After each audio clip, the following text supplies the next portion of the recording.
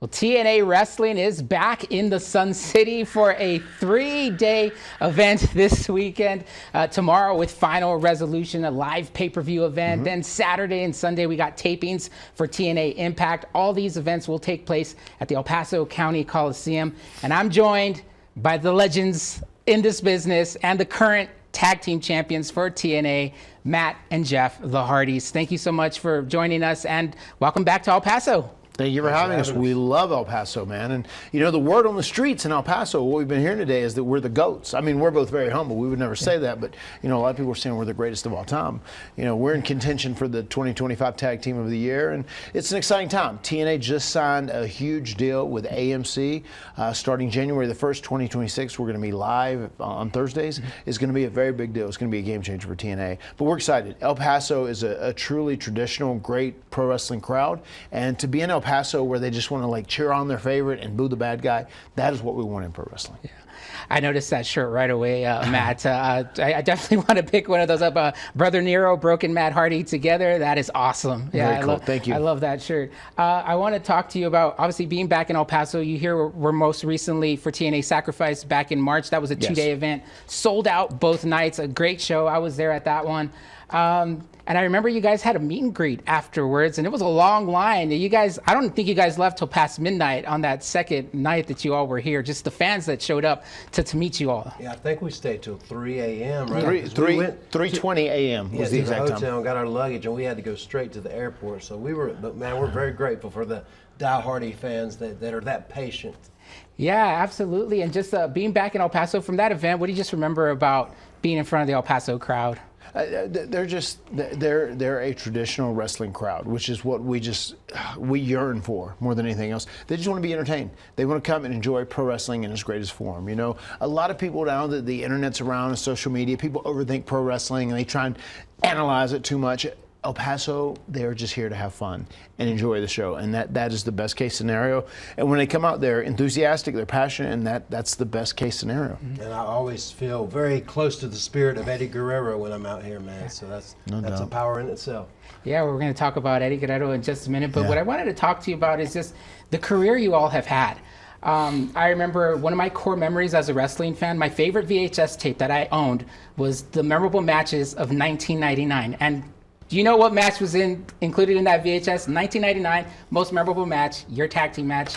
Oh, yeah. Tag team ladder match, No Mercy 99. Exactly. Yeah, it's the match that put us on the map. It made all four of us stars. You know, we were really, really grateful that we got that opportunity, and we went out there and we created some magic and made a name for ourselves. And Jeff, what do you just remember about that? I mean, because you got that kind of led to like the TLC matches that followed.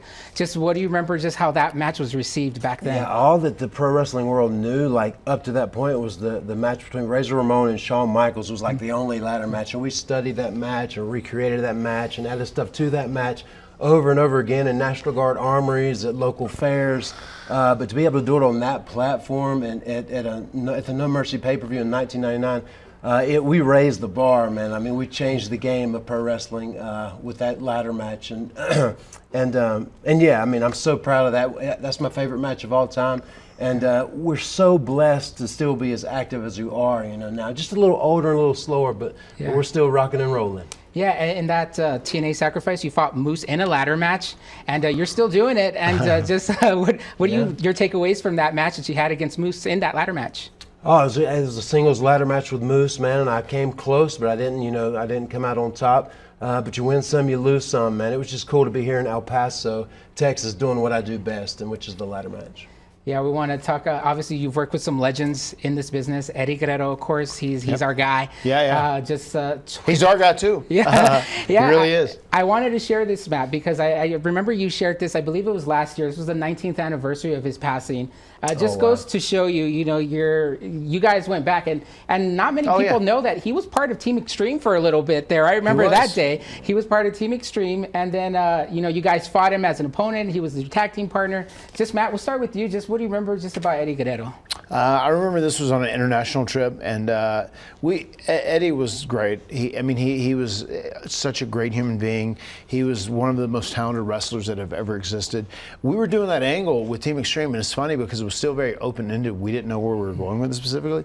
There was a talk. A talk of him turning full-fledged babyface and like not kind of joining the team, but like befriending us and being an ally with us. And then there was also talk, I think, of him betraying or trying to get us to split apart or trying to still lead or whatever it may have been at that time. But the fact that we got to work with him was so great, and it was so cool, and he was such a team player. Because I remember he said, "Hey, well, do they have those in the merchandise stands? I want to cut off the sleeves just like you guys so we match." And he told Jeff, like, "Hey, do you have any more of those armbands I can make and wear?" Whatever. He was just such a team player, you know. And I got to work with him many times. He had the ultimate gift of being able to just read a crowd. He would go out in front of a crowd. He didn't want to like put together a lot of the match and kind of predetermine what you're going to do ahead of time. He would want to go out there and listen to the crowd and let them dictate what he was going to do in the ring, and I love that about him. As a pro wrestling fan, it's still very surreal to me thinking back to that time when I actually cut some women's trouser socks, black and white, because Eddie asked me if I could do that for him. And I remember him putting them on so vividly, and it was just such a cool moment for us, man. And it's very surreal, man, because I'm such a big fan of Eddie, and he's with me in my heart and soul every time we're out here. When he was wearing this the first time, I remember he came to me and said, "How they look, I say?" And he was like doing the hand sign. It was so great.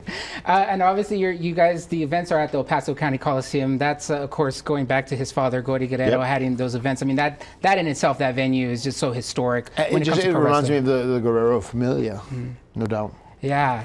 And just how is it like being there, Jeff, in that venue, in the El Paso County Coliseum? Every time I'm there, there's a beautiful painting of Eddie there. So naturally, when I paint my face, and I'll be doing it this weekend as well. When I paint my face, I'll do everything for my post on Instagram, like in that area with Eddie in the background.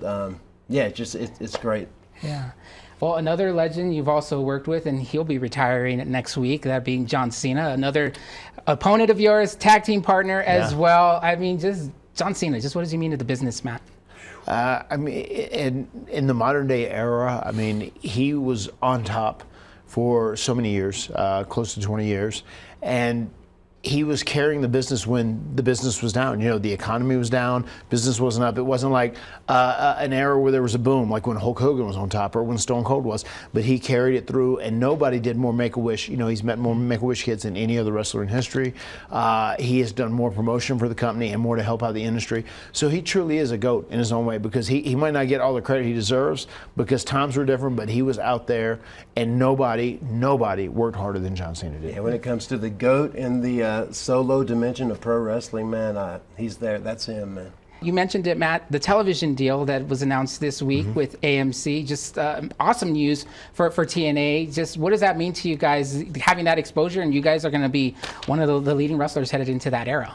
It's extremely exciting, and for us, it's always important to try and give back to wrestling. There's a lot of people that said that, when we were coming up, but a lot of the veterans, they wouldn't take their time and share their secrets with you or give you, that inside intel that could help you get to the next levels of talent, or they didn't want to necessarily put you over. Where Jeff and I feel like we're the complete opposite of that. We love working with younger talent. We love trying to help elevate people. We love trying to, help the company be as good as it possibly can be.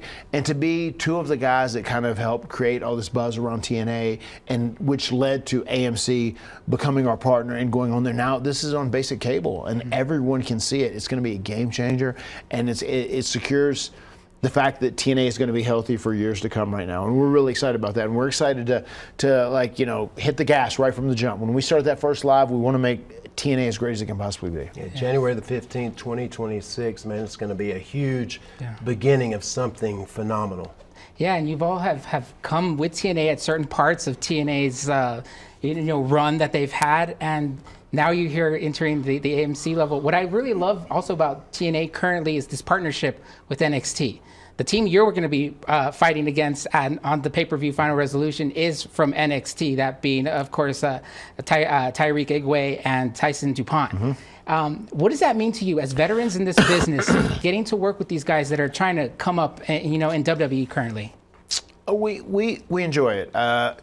we like working with any team that is younger and they're hungry and they're motivated and driven and they want to make a career out of this, so we can work with these teams and give them a rub where they become more famous or become more known because they got to work with the Hardys, because it's wild. We've been gifted to be on TV for 27 years.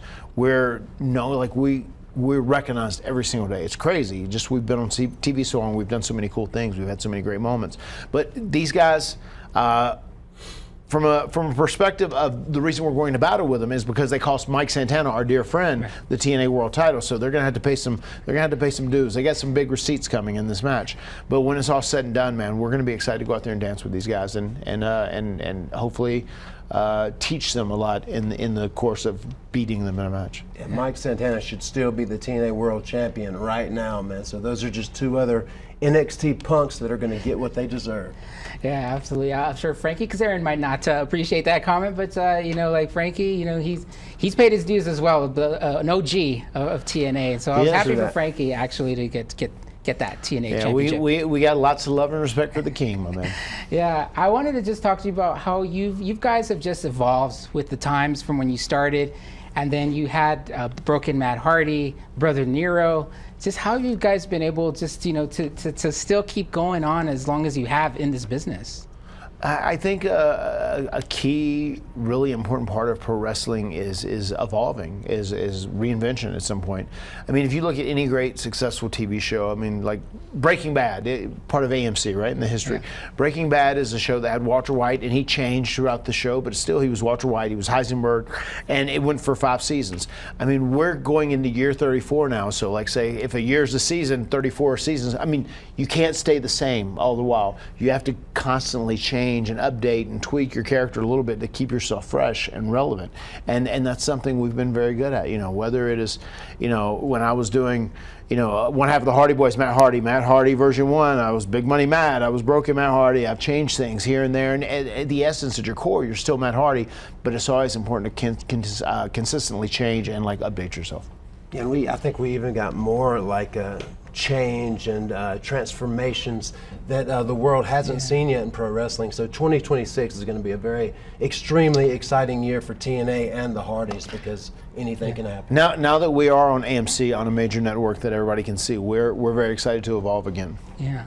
I was at WrestleMania 33, so that of course was when you made your return to WWE, and that pop, I mean, I cannot believe, even in an outdoor stadium that we were at, just the pop for you guys, the deletes for all over. Yeah. That was just crazy. And again, a testament to what you just spoke about, just your evolution that you guys have done. That is a moment we were both so grateful for. When it's all said and done, I mean, that's the top 3 moment. It may end up being the greatest Hardy Boys moment of all time.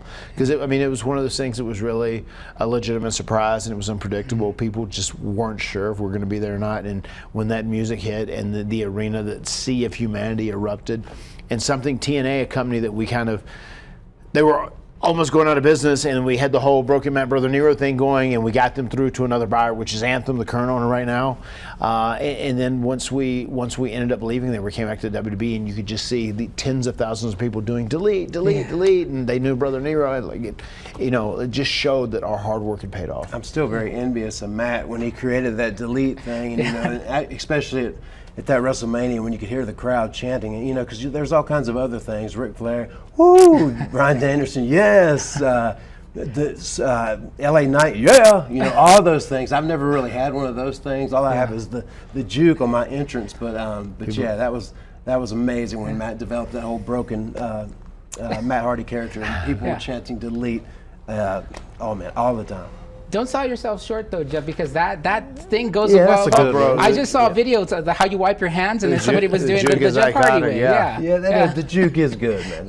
It is good. We went just a while back. We did Kai Cenat. I don't know if he's a big time streamer, and he's known as the biggest streamer in the world currently. We actually was on his stream, and man, when he brought us out, all his friends that were there that didn't know that we were going to be on it, they were going crazy doing the juke, and man, it was just such a great time. But that's the juke is a cultural thing. Yeah. People do it across every single race, and it's so cool. Yeah, Michael Hayes back in the Freebird days, he would just do like this and moonwalk and then tag his partner. So the juke, I got to give props to Michael Hayes all the time because that's where the juke came from. I just modified it a bit. Yeah. Just wanted to talk to you. Obviously, this is something you guys dreamed about when you were kids. I mean, I've seen those photos that they've shared of you. Also, wrestling in the trampoline that you guys had in your house in North Carolina. Just wanted to. What does it mean to you guys? Your careers kind of were obviously started together, but then you guys went on your separate paths. You were in one company, Jeff, you were another. But you've ultimately always came back together. So, Matt, I wanted to start with you, just working with Jeff, your brother, and just the career you've had being alongside him. I mean, I think when we both decided this was our dream and what we wanted to do as a career, our goal was to be the WWF, WWE World Tag Team Champions once, or WCW Tag Team Champions once, the two major companies at the time. And that was our first initial dream. And I think we always come back to being a team because that was like our initial love, and it bonded us, and we grew together, and we were more than brothers. We were partners and best friends, and we were in this together, and we made this a reality. And I think that's something that is very important to us. And the fact that we've been able to do this for so long, we've had such great longevity. It's also important to us to cement our legacy as one of the greatest tag teams to ever do it. And plus, as you get a little older and you're beat up, it's a little easier if you have somebody to split the work with as well. You don't have to take as quite so many bumps. Yeah. Leading into this TNA run, like I knew there was some kind of Hardy symbol to be designed for representing the end of our careers, and this is what it ended up being. I had the idea to put the infinity symbol on the Hardy Boys symbol, and man, it just means we are this symbol, and it means so much. And now we're just, we don't predict anything. We're just kind of executing our end. Yeah, and when you guys do announce it's going to be the final time, what do you want your legacy to be remembered as? I think I would like our legacy to be remembered as two of the most passionate guys ever in the business. Two guys who really, on top of entertaining fans and touching so many people, guys who put smiles on faces, happiness in hearts, guys who also really legitimately wanted to get back to the business and help make the business a better place. A lot of people say that, like, I want to go enter the business and whatever their field may be in life and leave it better than when I found. And I think that is very important to both of us. I'd like to be remembered as one of the most authentic human beings to ever do it, and also the wrestler that had the best autograph ever. Oh, yeah. So I hope that stands the test of time. No, this guy does art every time he writes an autograph. Nobody's touching his. Yeah, absolutely. And just circling back to the event, obviously this weekend, 3-day event, the Pasco County Coliseum. For anyone who hasn't been to a TNA show, they might have been to a WWE house show. AEW here was also recently here. Just what do they need to know about TNA? TNA, first and foremost, the first thing I'm going to say, it's a great budget because our tickets are very fairly priced. You're going to see a ton of superstars. You're going to see a ton of future superstars that are going to be big deals as time goes on. And it's great pro wrestling, and I think it is pro wrestling at its core. We go in there, we tell stories, we have intriguing characters, and I think TNA does pro wrestling as good as anybody else does right now. Yeah, my new favorite wrestler is Leon Slater, man. So if you've never seen him live in action, man, it's well worth the price of admission. Yeah, definitely. Leon Slater is up and coming. Yeah. I love watching his matches as well. My thanks again to the Hardys for stopping by. Again, TNA Final Resolution is tomorrow. The show starts at 6:30 p.m. And then Saturday, the TNA Impact taping, that begins at 7 p.m. And then Sunday, another round of TNA Impact tapings will be at 2 p.m. Again, my thanks to Matt and Jeff Hardy. Thank you so much. And as a wrestling fan, I just want to thank you for all the memories that you made for me as a kid growing up, seeing your classic matches. I mean, it does mean a lot. Obviously, like different points in my life, and seeing you guys, kind of felt like I grew up with you a little bit, like in your careers, watching you all from your TNA days, WWE days. So as a wrestling fan, just want to thank you very much. Thank you for sharing that. That means a lot. We appreciate that.